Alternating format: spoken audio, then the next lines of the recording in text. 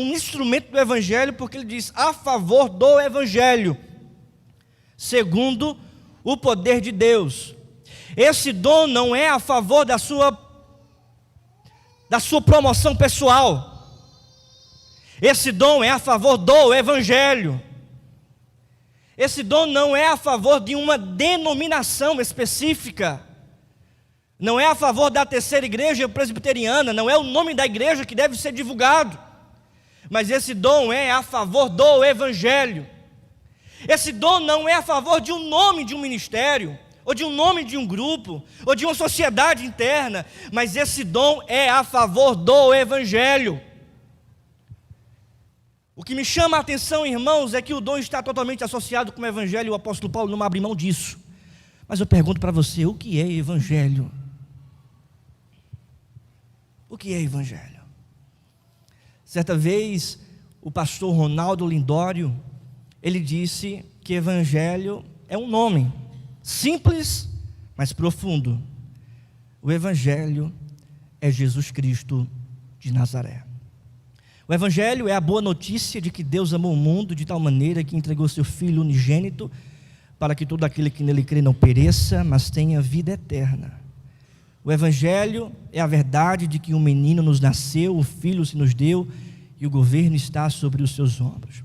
O Evangelho é a prova de amor de Deus por nós, pelo fato de ter Cristo morrido por nós, sendo nós ainda pecadores.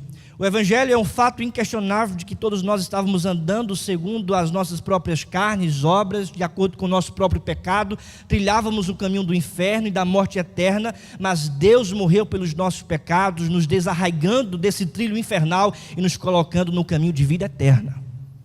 Este é o Evangelho. E Paulo fala sobre este Evangelho dizendo no versículo 9, que nos salvou, acompanhe comigo o texto, e nos chamou com santa vocação, ou seja, Jesus Cristo, esse Evangelho, a boa notícia de Cristo, nos salvou do quê? Nos salvou da pobreza? Não, nos salvou das coisas materiais, ou da falta delas? Não, nos salvou foi da morte eterna, nos salvou do pecado. O Evangelho aqui apresentado não é o Evangelho da teologia da prosperidade. O Evangelho aqui apresentado não é o Evangelho do triunfalismo, dizendo que você vai triunfar em qualquer momento. Até porque o apóstolo Paulo diz, participa comigo dos sofrimentos. Nem todo momento é momento de triunfo. Pelo contrário, na vida cristã a maioria dos momentos são momentos de sofrimento. Participa comigo dos meus sofrimentos. Paulo vai dizer mais adiante, como um bom soldado de Cristo. Mas ele continua, que nos salvou e nos chamou com santa vocação. Essa palavra aqui, irmãos, nos chamou com santa vocação, não diz respeito apenas à vocação ministerial, ou seja, a função no corpo de Cristo, o seu papel na igreja ou no reino de Deus, mas esse chamado, santa vocação, diz respeito ao fato de que você estava nas trevas e Ele te chamou para a luz.